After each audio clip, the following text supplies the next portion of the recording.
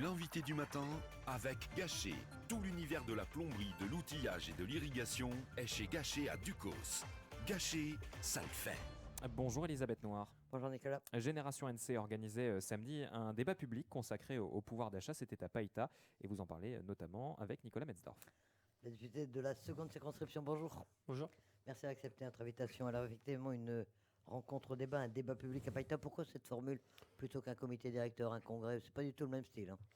Non, parce que l'idée, c'était vraiment d'être focalisé sur un sujet économique, parce qu'on considère que la question du pouvoir d'achat dans notre pays devient centrale. On a vu qu'on perdait 4,5% de salaire cette année.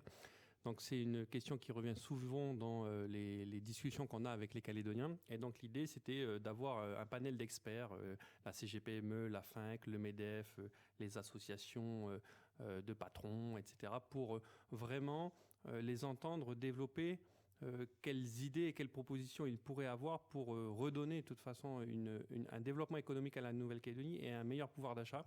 Et donc ça a été très instructif, plus de 2 heures de débat et puis derrière quelques propositions concrètes.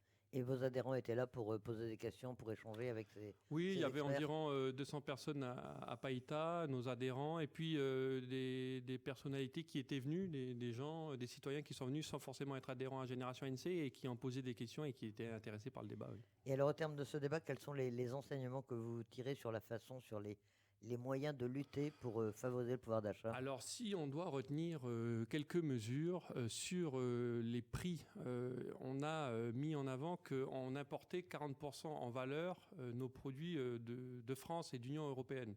Alors, c'est bien, mais c'est la distance la plus longue sur laquelle on peut importer des produits. Et donc, ça a renchéri le coût déjà de 30%, rien qu'avec le transport. Et finalement, quand on regarde l'Australie, qui est quand même notre puissance voisine à 2 heures d'avion, on n'importe que 10% des produits que l'on consomme en valeur en Nouvelle-Calédonie. 10% seulement d'Australie, c'est incroyable. Et donc l'idée, c'est comment on améliore finalement notre relation avec l'Australie, avec la Nouvelle-Zélande, sachant qu'en plus, on leur impose des droits de douane supérieurs aux produits de l'Union européenne. Donc en plus, c'est moins loin, on ne les utilise pas et on les taxe plus. Il faudrait quasiment faire le contraire. Et donc l'idée, c'est de s'intégrer mieux dans la région. Ça, c'est pour l'effet sur les prix. Sur les salaires, les patrons nous ont dit, mais nous, on est prêts à augmenter les salaires dès demain. Le problème, c'est que si on veut augmenter un salaire de 10 000 francs, ça va nous coûter 15 000 avec les charges patronales. Et le salarié, lui, va toucher que 8 500 francs parce que lui, il a ses charges salariales.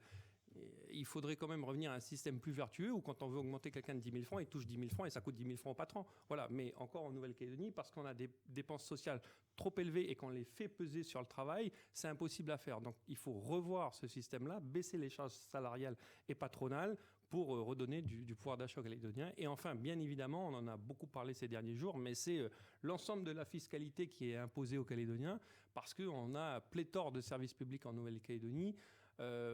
On a vu lors des assises de la fonction publique organisées par le gouvernement qu'il y avait 100 milliards de masse salariale dans le secteur public. Sachant qu'on paye en tout et pour tout en Nouvelle-Calédonie 180 milliards d'impôts et taxes, on voit bien qu'à un moment donné, c'est la fin d'un système. Et donc, il faut revoir les dépenses publiques. Alors maintenant, avec toutes ces idées, vous allez en faire quoi? Vous allez essayer de faire des propositions de textes qui vont être adoptés par le Congrès? Oui, alors on peut intervenir chacun à notre niveau. À l'Assemblée nationale, il y a des choses qu'on peut faire bien évidemment, notamment sur le refinancement bancaire à travers l'IOM ou à travers les fonds des notaires ou des assurances-vie qui s'en vendent en métropole mais qui pourraient être gardés en Nouvelle-Calédonie pour financer l'économie. Ça, c'est à mon niveau. Je sais qu'au niveau du gouvernement, Christopher Gigès travaille sur les droits de douane justement pour faire baisser les coûts à l'importation. La province sud, on travaille avec la présidente sur des différentes mesures pour soutenir le pouvoir d'achat des classes moyennes, parce qu'on aide beaucoup les classes défavorisées. Mais il y a toute une classe moyenne qui gagne trop d'argent pour être aidée, mais pas assez pour vivre dignement. Donc on va centraliser et s'orienter vers des aides pour les classes moyennes. Donc voilà, il y a un panel de mesures que l'on peut faire qui vont être développées les prochaines années. Et à l'occasion de ce débat public, est-ce que vous avez également parlé d'avenir institutionnel? C'est quand même la grande question du moment. Alors bien sûr, l'avenir institutionnel encore et toujours, mais pourquoi sur la question économique? Parce que la relance économique dépend de l'avenir institutionnel aussi. C'est-à-dire que tant qu'on est dans l'incertitude, tant qu'on est dans le brouillard, tant qu'on ne rassure pas les investisseurs sur ce que va être la Nouvelle-Calédonie demain, est-ce qu'on va reconnaître un référendum dans 5 ans, dans 10 ans, est-ce qu'on a toujours un emploi local très sévère qui empêche, on va dire, les Français venus de métropole de travailler ? Est-ce que ça permet la relance économique ? Bien sûr que non. Donc, il faut un statut définitif, un statut clair qui donne des perspectives pour que les investisseurs investissent et que les consommateurs consomment. D'ailleurs, dans les contre-propositions que vous faites, les loyers, c'est le rassemblement au projet au document martyr de l'État. Il y en a qui concernent la relance économique. Hein. Notamment, vous demandez le lancement par l'État d'une politique de grands travaux d'un montant de 100 milliards. Vous êtes entendu sur ce point-là ? Vous pensez que l'État va accompagner effectivement la relance économique de la Calédonie ? Vous savez, avec l'État, c'est toujours un petit peu un rapport de force aussi. C'est-à-dire qu'il faut y aller fort et puis il faut mettre en avant nos arguments. Pourquoi un plan des grands travaux financé par l'État ?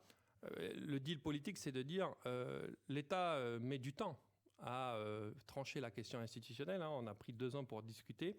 Et pendant ce temps-là, pendant qu'on prend du temps, l'économie s'écrase. Et donc, à un moment donné, quand on aura fini le nouveau statut, il va falloir quand même mettre un petit coup de boost pour reprendre une activité économique normale. Et donc, on demande à l'État, qui pilote les négociations sur l'avenir institutionnel, de nous aider à remettre ce coup de boost. Pour l'instant, on a plutôt un écho favorable, à condition qu'on finisse l'accord politique. Et donc, oui, la politique de grands travaux. Hein, la province sud a été, la semaine dernière, avec l'État, voir la route de désenclavement du Mont d'Or, pour permettre aux habitants de Mont-d'Or Sud de pouvoir se déplacer en toute sécurité. Ça va permettre de relancer l'économie. Il y a la question du financement de la nouvelle prison également, qui peut relancer aussi le BTP. Il y a la 2x2 voies jusqu'à Tontouta. Voilà, des projets, on en a plein en Nouvelle-Calédonie. La question du financement est primordiale. Alors, le préfet Bastille doit débuter aujourd'hui, hein, je crois, un nouveau run de discussion avec les groupes politiques, dans l'attente de la venue de Gérald Darmanin à la fin du mois. Qu'est-ce que vous en attendez maintenant ? C'est vraiment avancer sur les contre-propositions que vous avez faites ? L'idée, c'est quoi ? L'idée, c'est que le préfet Bastille, qui est le monsieur Nouvelle-Calédonie sur l'avenir institutionnel, prépare le terrain pour l'arrivée de Gérald Darmanin à la fin du mois de novembre. C'est-à-dire qu'on a reçu les contre-propositions de tout le monde, on a donné les nôtres. On va essayer de trouver les points d'équilibre en fonction de toutes ces contre-propositions pour que lorsque Gérald Darmanin arrive, on ait quand même une base sur laquelle on pourrait trouver un accord. Voilà, c'est ça le scénario idéal, c'est ça. Alors, est-ce que les semaines à venir vont être productives ? Est-ce qu'on va trouver des équilibres ou pas ? C'est toute la question. Il ne faudrait pas que lorsque Gérald Darmanin arrive, on n'ait pas trouvé quelques points communs. Voilà, donc le travail commence cette semaine. On se voit cet après-midi, mardi, mercredi. Ça va discuter fort les prochaines semaines sur l'avenir institutionnel. Et on espère que Gérald Darmanin va pouvoir venir pour essayer de concrétiser quelque chose. Il n'aura pas forcément l'occasion de concrétiser un accord global, à moins d'un miracle, mais au moins on aura pu avancer, je pense. Et qu'est-ce que vous pensez des premières rencontres qui ont eu lieu entre Calédonie Ensemble et les 2 groupes indépendantistes ? Calédonie Ensemble avait lancé l'invitation à ces rencontres entre Calédoniens. C'est de l'esbrouf parce que Calédonie Ensemble s'est beaucoup isolé dans la famille non-indépendantiste. Je rappelle que nous, sur l'avenir institutionnel, on est unis, les 4 partis politiques non-indépendantistes, le Rassemblement, Génération ANC, les Républicains calédoniens, le Mouvement populaire calédonien, on est 4 sur 5 à travailler sur un projet commun pour être plus fort à la table des négos. Calédonie Ensemble n'a jamais voulu participer à ça en disant qu'ils avaient un tout autre projet. Et donc, aujourd'hui, leur seul espace politique, c'est de faire croire à tout le monde qu'il n'y a qu'eux qui peuvent négocier avec les indépendantistes. Mais c'est comme d'habitude. La forme, OK, mais le fond, c'est quoi ? Parce que, heureusement que les communiqués qui ont été signés avec Lucien Palika, ce n'est pas les accords qui ont été trouvés pour la Nouvelle-Calédonie. Quand on lit, parce que tout le monde parle que Calédonie Ensemble discute avec les indépendantistes, mais personne ne va dans le fond des communiqués. Qu'est-ce qui est écrit dans les communiqués ? La poursuite de la pleine émancipation de la Nouvelle-Calédonie. Mais on croit rêver quand même. Enfin, j'ai l'impression, mais les Calédoniens, ils ont voté ou pas ? Non, mais quand on est un territoire aussi autonome que nous, que la France n'a plus que les compétences régaliennes en Nouvelle-Calédonie, dont certaines sont déjà en partage avec nous, la poursuite de la pleine émancipation, c'est l'indépendance. Enfin, sinon, qu'on m'explique le contraire, mais la poursuite de la pleine émancipation de la Nouvelle-Calédonie, c'est l'indépendance. Et les Calédoniens n'ont pas voté pour la poursuite de la pleine émancipation de la Nouvelle-Calédonie. Encore plus sournois dans le communiqué avec l'UC, il y a conforté la citoyenneté calédonienne. La citoyenneté calédonienne, aujourd'hui, elle est attachée à quoi ? Elle est attachée au gel du corps électoral. Celui qui est citoyen calédonien, c'est celui qui peut voter. Aujourd'hui, le vote, il est gelé. Donc, c'est conforter la citoyenneté calédonienne, c'est conforter le gel du corps électoral. Ils auraient pu écrire ouvrir la citoyenneté calédonienne. On la garde, mais on l'ouvre. Non, ils n'ont pas écrit ouvrir, ils ont écrit conforter. Donc c'est toujours pareil. Calédonie Ensemble, avant de se masquer, ils font croire qu'ils sont non-indépendantistes, mais pour discuter avec les indépendantistes, ils acceptent toutes les concessions. Donc ça, c'est pas possible. Donc nous, on veut discuter avec les indépendantistes aussi, on discute avec eux aussi, mais pas dans l'idée de la compromission. Le compromis, oui, mais la compromission, non. C'est ce qui nous différencie avec Calédonie Ensemble. Vous surveillerez de près, vous regarderez de près les congrès indépendantistes du week-end prochain. Vous espérez qu'il y aura une ouverture, une volonté peut-être de discuter effectivement sur un futur statut? Oui, alors on n'est pas, on sait à peu près comment les choses vont évoluer. On s'attend à des congrès plutôt ouverts du côté du Palika, avec la volonté de discuter. On va voir comment ça évolue à l'Union calédonienne. On sait qu'il y a des dissensions internes. Est-ce que pour regrouper tout le monde, ils ne vont pas se regrouper sur la ligne la plus radicale? On verra bien.